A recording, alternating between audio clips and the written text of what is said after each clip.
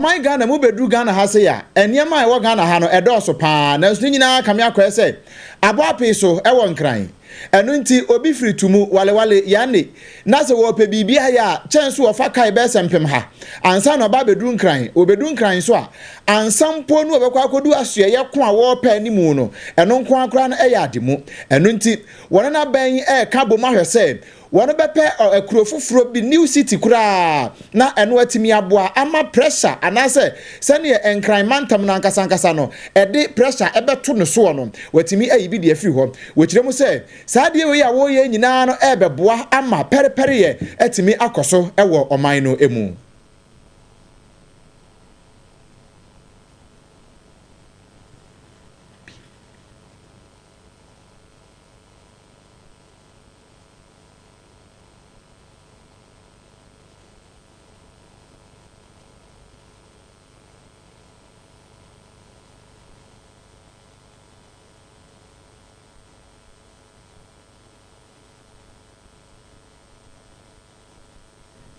ewie abusia na ye hwese yensa ebeka mampani John Dramani Mahama nene no abo ede amawo na wate asem kupoten ya wo kan no de asem we nyina to just na medical kan no ewo eye old Ganata AstroTurf no so ewo dodo wa bra ode thank you to ede ahya so ewo enkrama mu no ode fa so ede ada enkrama na to ene Ghana for decongest Accra. We'll begin the design and feasibility study for a new city. Some of the government offices and agencies will be moved out of Accra to the new city. I believe that this city would be located somewhere on the Accra Plains, from Bondasi, straddling across Greater Accra, Eastern region and Volta regions. The city will straddle 3 regions. The city will stretch to the banks of the Volta River, and there will be a railway link and an expressway that will link the new city to Accra.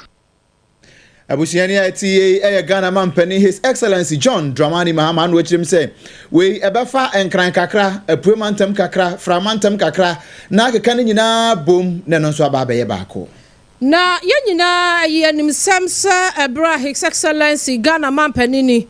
Oro John Dramani Mahama betina bedwa so eye ne maye toso mienu wane ne mpanimfo ka wanta bomu eye se Ewase amamra constitution no afe apima hankono ediokono emienu 1992 die no kame se eniema bi wo mo aya cake enti ebehia se ye be revive ane ebe amendment ewom enti wa mo keka wa mo ho no wa mo te ba sunku a wanam akwatena se na constitution yi wanam atimi ahwehwe mu niema bi a ehu behia se ye be review wanam a review ade bi ho hodom na wase ye bo ne bongalate ade tokene ba bi kura yankai bi mu eno so wanum atimi aye ne sada na mpanimfo yi akwatena se atwetwe nkomo adidi hu nkomo a wanum kire mu sei abosumi mako be samiensanie a wanum ehya se ene Ghana adehye atwetwe nkomo esanse amamra ne de ase nipanti ene ye hyemra enti na wase won bisa Ghana adehye wanum nsam de ha wanum enu nti wasa amamra constitution nim ye yifiri mu ebe ye afei de ye mfa nhyemu na mpanimfo abamane a wo makire mu se wanum meetings de wo amaye bi pa wo munye meetings ekura me ha mani nka be se enum ne akire ana wanum aya wo mo atenase na wo mo tenase nyina no enziema wo mo pese wo mo ye nhyehyeye wo mo yie ba akopa ene ekwan a ye fa so etu afom agudie ewo micro Ghana mo sanse wo hwemu a article 246 ya His Excellency Omampani dada na nado dan kwa kufu ado na ban ede ba ya wanum se ya maho kwan ami atimi tu afom agudie wo kwaye mu asese ni de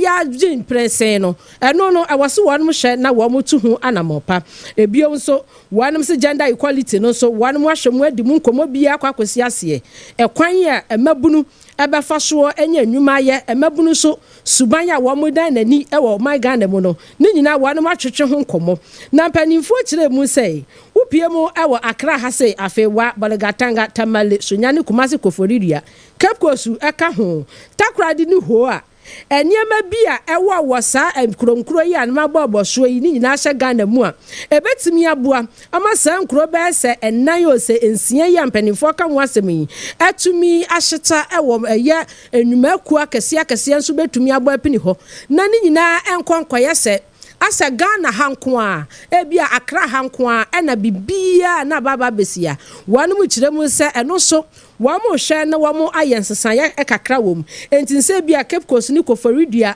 sunyane ne tamale no enwuma kase no so awa eya Accra ha sei na ma Accra etimi eweta so na ha ache pa no eno so atumi ayeye no so wanu makamu nsam na mpanifo wanu mtena se ahyese Nyankopon ya adomu a mebusumi ya omu ya ne de to so edu enkono na kyese ye dwada wanu ade munsam wese eba beto montene sadia wanu matena se no mampani dada J.A. Kofuwa wanum akwaje na no disam ebusabusa no se constitution no review a wanum yeyi edian na wasa wanum di hyemu yeye ene de wasa wanum yifri mu afei kane chief justice ma mesofa yakufu nso wanum so amabo apini no afei professor Kwame na ahui wanum so yabo apini no professor Makwe Oron Okwei wanum so yabo apini no na kyese empanimfu ani ntini ni achocho wura yeso wa mabadwesem tu adonko yeye na wanum akwaje wamo consent said ye betumi aboa ama eye constitution no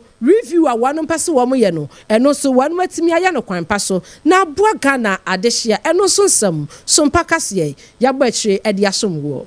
na ye to ansam ne so ewo man chechire no a emu na o ma Facebook ho de aka ho atutumirika bra eye Sompa 106.5 FM Accra Sompa 106.5 FM Accra me pa cho ye to aso e de akwa kopie mu ewo onimnyamfo Canada akompreko e Japan akache opani akane na ye mrashe badwani e de ma de hye ya ewo Asen Central na nsan ya akrempo ya NPP amanyoko mu wo ye se wo mo penipa obedi amanyoko na nim afempinu ene aduonu nan abatuo no mu no wo trinity nanso amfoi eno mu ena papa idi atugya no che se ebibi mai titru pa ene o man Ghana senti aye bre nyina ya kanifo sabe mpreduasa wo mu hyeda ne ani tuade hunu bia efri bra o man Ghana je ne ho fri kwasiko konsamo no wonu ma obedi o man yisu nyina no wani tuade hunu ya na wo fompa wo mu nyina hyeda anwene nko kan samfantepimfo moto na emom emprempre de enko a ena ya na wona dwen na woni bewie no na o man no mu enipa no ena ete ho empentenkwa. I stand here as a Ghanaian, and on top of my head, I can tell you the challenge Ghanaians are facing, especially the youth of this country. When you have over 100,000 students coming out of every year, you have only 10% getting jobs. What happens to the 90%? You need a leader who is creative, a leader who is bold and courageous to say that, look, enough is enough. Let us change the status quo and change the narrative.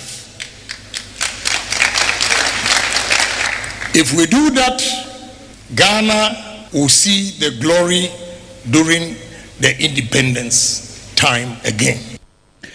Abusiani ati eye kane Asen Central mrashe bejani onimyafo Kennedy akompreko e Japan na wo wie kura no so hwe mo hwe sane Ghana ha akanifo ya yenya wo mo nhyadamfo wo mu nyina enwuma bie eni obie ni so wono de owo bi pa no nti se Ghana mabunu nyina ka won ho abom na wato abade ama no afi bie bu abeba bie wu a obebo ama Ghana pa. And I have a vision, I have a dream. As a businessman, as an entrepreneur, young men and women here, vote for me to come to power, and you see how I'll use businesses to change this country. Enti young men and women, samoko abatu oso a ya monkai Canada Japan na montoman wono na asem no na wawie ye kra no ena Professor Adelaide Kastner ya wono eye Dean of Students and Alumni Affairs was Central University. One also the kakra kan watch say uye kanini na se uwe ni suade hunu papa ni ubeye bia no ujina mudie. As leaders, we have to work as visionary leaders, futuristically. So I would say that vision is a future position, scenario, situation that is better, more admirable, more desirable, more beneficial than the situation that obtains at that point in time when the vision is being articulated. So as long as you look at your vision and your vision statement, look at the future. Is it better than today? Is it more admirable? Is it more desirable? Will it improve the quality of life for your people? Abusiani ati Professor Adelaide Kastner, one Dean of Students and Alumni Affairs at Central University. Na said Australia wano ohwe enyinama hoden ho sensam so ewo micro Ghana mu e de beto montene se ni de e kamia yese Ghana yenyinama hoden no e da ICU oxygen e hye na numu enya asam ketua e bi hye de hwenim eno na da life support said ya wano ka no nti akasenkwa ebetimi abamu a e wose wano hia be se 2.something billion na wamutimi ede ekwatua ka eyo man yisi jadwumako no ede ansa na wanu atumi ama envidie na afei fuel ahodo a wanu ni baye adwuma ama yenso yanyanka ne ayusuo na ensami ebeda montene ebinim se adenti no rajina pa wo kasa se de wai wani mobomobomobomobomobomobo yi so Ghana hase no se de agya ebinim kase ye wosko ye wosika papa yi na opani kese bako enso akasa afa ho am na no some our dear to Jamia Daniel at Yamawo. A bano or man sika sampa si and disika. Entesemu. Nayafa 1 city in Shaha. Yanfa 2 cities in Shaha. Where were quite the moon. Professor Godfred Wapping. One also Achana drain a wasa and sensemiho. Now what dear to just say oh my Ghana say you see Jajumakuno. One bit me about one who bray. Na tumi aboa emen na yanko kase ye de kachena ema IPPS fuanso ye de wamoka afa ka power fuanso ebe kase sei na sa nyema ni nyina tu betwa na womatimi ya adwuma yi ka bia meda kira wose yenya ma yosem ni mfirim wose MPP NDC edoso dododo yisi di adwuma kwa ya adwuma kwa anka womode wom ho enke yemfa eye politics bia nkofrofro wonom enso nkofo yi die wom nti wom ase MPP ni NDC fo ya ba ya no mo de abawuram na kwakwachie ha na heso ne ko na fenso ehu behia bio sei adwuma kwa ya ban ndumaku ahodo anyina da no enka wom yisu anyama hode anka wom anje omka esanse ene ye yisu aguase masibotom aban betu ni nyina aka ho ene be wiase ene ne yese wo manyi edeka na bra Professor Godfred Wapping ede ne sam eto nsam trafo anim na sompa kase ensam trafo enso ehwo a wo mutase bi esom yen. We have seen, given the two main political parties that have had opportunity to manage that sector, that we can no longer do politics with it. We've seen the track record of the NDC run up to 2016. We've seen the MPP come. We've seen the challenges and all of that. We've seen NDC back. Clearly, they are all saying the same thing. There are fundamental issues that needs to be resolved. And I think that gives me comfort because we are at the stage where politicization doesn't help. If you look at in terms of distribution losses, the distribution losses on the books of ECG is way above the world average. That is not sustainable. It's very high. So if you are doing 15%, it's very high. So with that level of losses, you cannot, in economics, you cannot talk about realistic pricing. You cannot pass on all those losses to the ultimate consumer. No. Then again, you want to look at collection losses. Collection losses, we are looking at close to 15%. Again, that's above world average. It's not sustainable. Apart from that, you also want to look at the tariff gaps in terms of the pricing formula and all of that. If you put all of these things, then apart from that, you also see that there are ministries, department, agencies, and you heard the minister saying that it's about time ministry, department, agencies take responsibility for their energy consumption. Ebra Professor Godfred Wapping wakasawie ye no eche no na Owura Richard Ahiagba awo no oyo panikese a odan kita hodie ho ensema no ewo MPP amanyokuo mu no so ede na no tumu kire mu sei MPP amanyokuo de wonom ma ba beye wo mo de ene ekwan bi a wonom fa so a wo mo eba ye ebetena banwa yi so wonom eboa ye ema enyama hode no etimi gina ye wonom ye bi se dru NDC fu so a wonom so nya ebi nso afa yi si adwumakuo no eye masede eye masudisem esamutimi ebom ho so na enkane a ho so nsem so etimi agina ye ewo Ghana ha ema Ghana de hyenya kanea yusu na mode enkanea ne so prai na muntu munim sa de hye bi na de maamo na Ghana fo mo so prai de ma wo mo no ekwan ya wasam nso mo fa so a mutimi gye eka bi a efri Ghana fo ho no wo yusu no nko ade na mo so mo ahwe kwan a mo be fa so a mo be gye musika se de be ya eno so nkonkoye se eka foforo bi e baba bedachi na aboa yen ama yen nyina so yatumi ayusu nkanea owura Richard ahiaba ensemni Due to ECG as well, because that's their business. They're supposed to see to it that people who are getting power, getting it in a manner that they can account for it in terms of paying for it to them. So that's a challenge there. One of the problems is inefficiency. But the other bit is pricing, which has been talked about widely, that it reflects cost of production. And also, I argue that it's leadership, but when it comes to the NDC, it is contractual and is politics. I have not come to settle in my mind why we signed a power purchase agreement where we agree with people that would provide them fuel, which is not to be recovered in terms of the pricing. And that all you will do as an IPP, come, bring your equipment, generate power for us, we'll provide the fuel for you, and then you just bill us. I mean, I don't know who does that. It's sinful. Openi okasa ye Richard ahiaba wono ane pani kwankyerefo a wadankita hudie ho sansam so ewo MPP amanyo komo ene wakyere na dwentu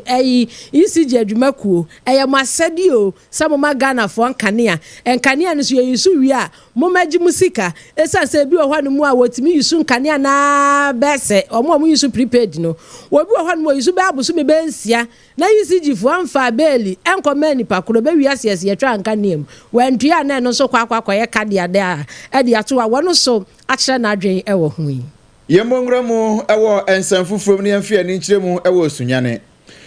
manhene eye odefo ojaman bo ahene ye otoso mienu wode nsema todu akyere se uba pie mu ewo sunyane a ye wo park kese pa ye friends children's park ya kane no na ne enkoda ta akọ kodi agro pa titi ni holiday afe enyumanyuma hodo nso ekọ ekotonton ade ewo ho ebra activities ekoso ewo ho no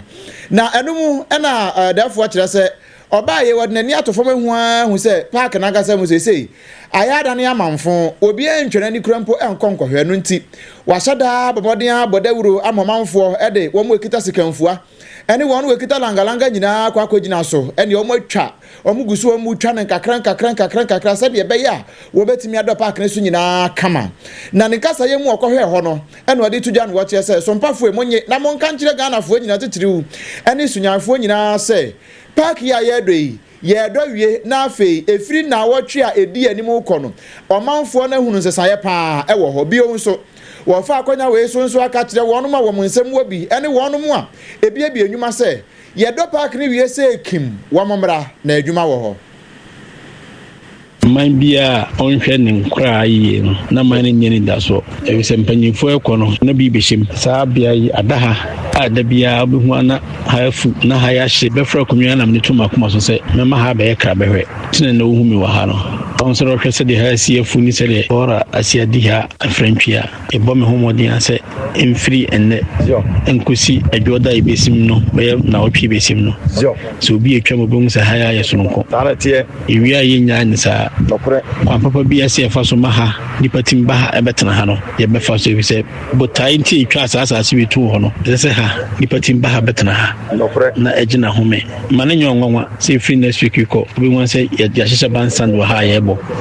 bi amra duba bi ye adwuma saa enya kwan ma ye kra ni nye adwuma na ade a me ya bo so nyama ne se me ya me pekwan bi afa so be bo bansan wo ha ewie ebusia nipa yete ne nkan eye odefo okoji aman bo ahen ya otoso mienu sunya aman hene na wodena no disem ede etu dwa na se wunya join ne yen e wo Facebook ne so a tumirika eye Sompa 106.5 FM Accra Sompa 106.5 FM Accra na also for comment no ebeto na fe nye branking kind kama ma unsa manfo edimirika e banka kakra saa ensuo ni nso agugu yenya mo comment no eno nti drobafo no ya na matomo kakra mo amro na nam kwan ho no nso no ya na mahwe yie na ebase ya na ekwan so ayetro ewo nkran na high life nyuntuni aye friend se nana kwakudua dodo na edin a wondi nim no dada kedi ene abete ne nwom no fata fata eno na manfo beta dia kai ne pa ya nto anka soro anso awraho sama ato Ghana titiri pa ne wono mu a epe high life no ene se dada kedi odaya wansore waka nchine agu na awraho sam yi esi ye enra sene ye yete no enra nwumere no mu de ba no a ne yete se ne ho nhya damfa no papa ema nam so krampo ma wakopie mu a ya sabia eno fofia ntoata eno adwade ho abamo ya wode ato anananom ewo ensiedo na asemi ba ye no kra ne se ye sheda ebopini amanfo bebre ye se ye betimi ahwe se aso ni ayatie eye no kre ana se bia Ghana fo binu madawro ma won ahada na ebo na wuto ena ye ne yonko brebo pa dada hafko ye ne bo nkomo no wache se no kre ne se wono ankasa wontimi nkansi sudua nkyere adekode poten ya eku dada kedi nemom ne obetimi akasi su ne se dada kedi sei ye ka ate asefo a wonka ho na numu enam so ema ne Ghana ha celebrities bebre womo so uko social media no so a amanfo ahyase ya womo etutu bi egu social media no so a titiri pa ne ayi Empress Gifty nyuntuni Empress Gifty wono so edibi ede atoso ewo social media no so a wode dada kedi nimfoni ede ato ho na wo chese asam no awre ho papa Empress Gifty ne de ya ono so e de fa Facebook no so e na afei afi ahwasnega wono so e de ne de kakra eto so afi ahwa de ne nie dada kedi passed away at Bawe Hospital today. May his loving, funny, kind soul rest in peace. So sad. Please pray for his family. Where your fear was nigga no crowd the for Instagram and what they buy. And our brother Same so back on brother Same so Eddie B for Facebook no so and one also was say rest in peace. Champion musician dada kedi wono ne de ba kono no na Empress Gifty de no no so wono so de fa Facebook ne so hwa wono so kire se asem no aba no eya awre ho papa Empress Gifty so ne de odo so de to ho no so de wish no say oh wona yie pa na kasa de ne nyemu opempam insem kotokuo ebo monia fa social media yi so na fei ye hweda da kedi ne honsam kakra no a ene obi yes na mu rafi mo be kai a Saturday 2nd May 2020 ena Bishop Bernard Nyako wotoye ewo man Ghana mo ene ye na akoya awre hosem pa eno nam so ema dada kedi sa abre no 2020 no mu ho no mfie num nie wono so kotro ye ede to ni Facebook so odi farada kedi mfoni no a wono so kotro ye eto ni Facebook so kire se ade a ekoso ewo showbiz industry no mu no ade a eyawre ho papa eno nti Bernard Nyako kura wo kwei wonye nkrato na wonfa nkoma ne nuanom we wo ho nyina titiru pa ne Kofi B na wonka nkire ne se enche wono so beto ano dada kedi ade a wo tro ye de to Facebook mfie num nie se na chesa manfo se wono a wo predict ni wo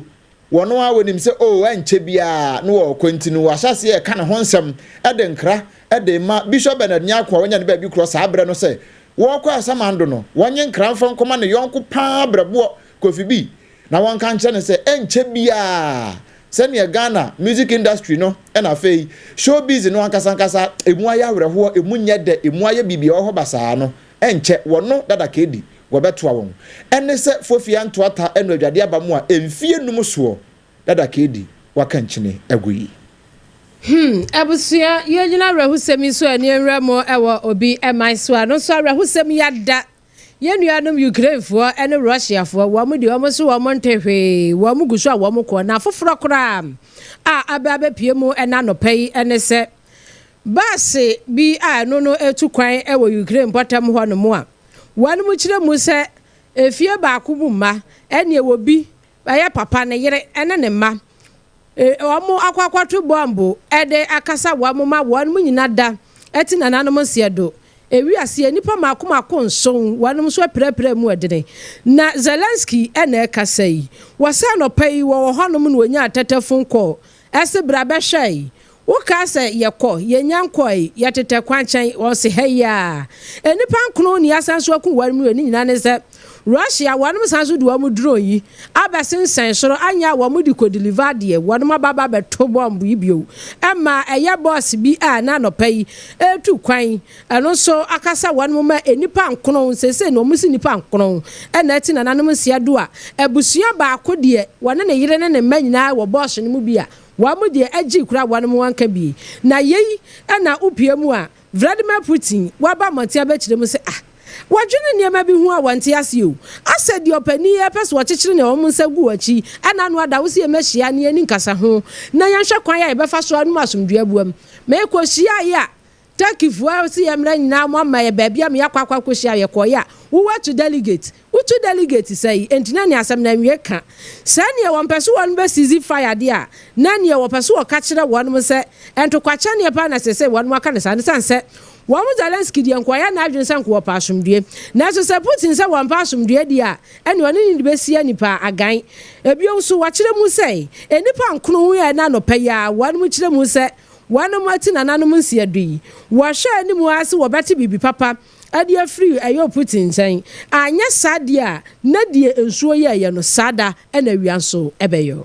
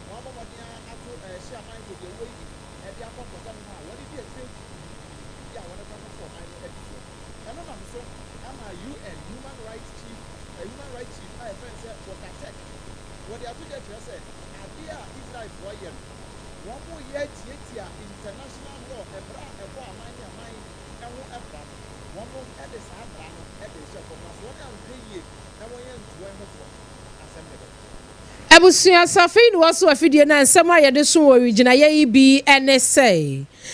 Ghana mpanimfoɔ a yɛpa wɔnom ɛsɛ constitutional review wɔnom kwakyena aseɛ na wɔnom hwehwɛ mu abɛsa bosome bɛ miɛnsa ni a wɔn de akwakɔde dwuma no wɔnom ɛbɔ amanneɛ sɛ Nyankopɔn yɛ adom adwa de edi anim yi wɔn de nsɛm ɛbɛpie dwa sanso ɛna orimnyanfoɔ Kennedy akɔmprɛko Japan wɔse sɛ nya kandifoɔ papa a ɔman Ghana yɛnni a ASP aye ora adoye so abamani akire mu se na no pai wo makopie mu e wasama boy afei asenkure gwankwatam wo no mu agaram sefuo nipa nkono excavator 9 ya kire awra hosam ya atu Ghana anyontofoɔ ene wɔn mo epe high life pa ne se duntuni e friend se nana kwakudia dodo na nim se friend dada kedi wadaya wanso Professor Godfred Wopin so abamani sese UCG adwumako ne pese on bebo ka biodi a aban nwumako obi antua ne ka yetu fa eko Israel ene Gaza mpepre ne so de ekoya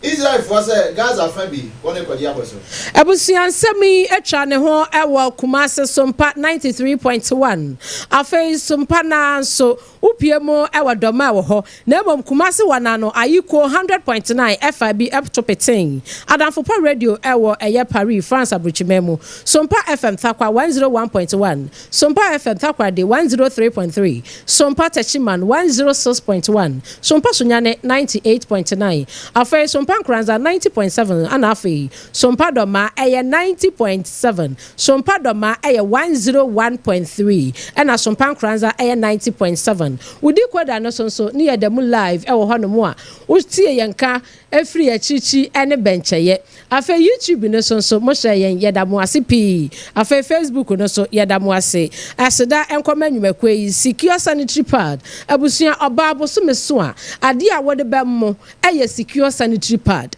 eno ana baboa wo amwa feel secured esanse eye kwaten pa full kwaten wasepe kwaten no enya asam ketoa minti na ewo mu ninti no esone no kama echim e ma na nye ya wo ho oba utimi shatade bia genstrain ubetimi di ahye e ma wankase wa feel secured pa nya asam ketoa ene enya ba first and second and third day ne de ubetimi ahye white wo secure nko ade abehye white a wunu obia eni asam ubusu mesu bia da na wakwakopa bi enwumaku ahodo ni nyina so yada wanamo ase afei endpoint homeopathy clinic waso wonmu di mfidie ena etu yade ase e wo na kache bema wo prostate no da bia ye besew esa busumi bia endpoint sabra na wo check mawo entina ho ema enlarge emi yankosho catheter entino oba ne bema so mo ya wo no emma eye endpoint homeopathy clinic afei wo liver ho sensem wo kidney ho sensem so ye betu ase de amawo bema wo di bo ani na ujemu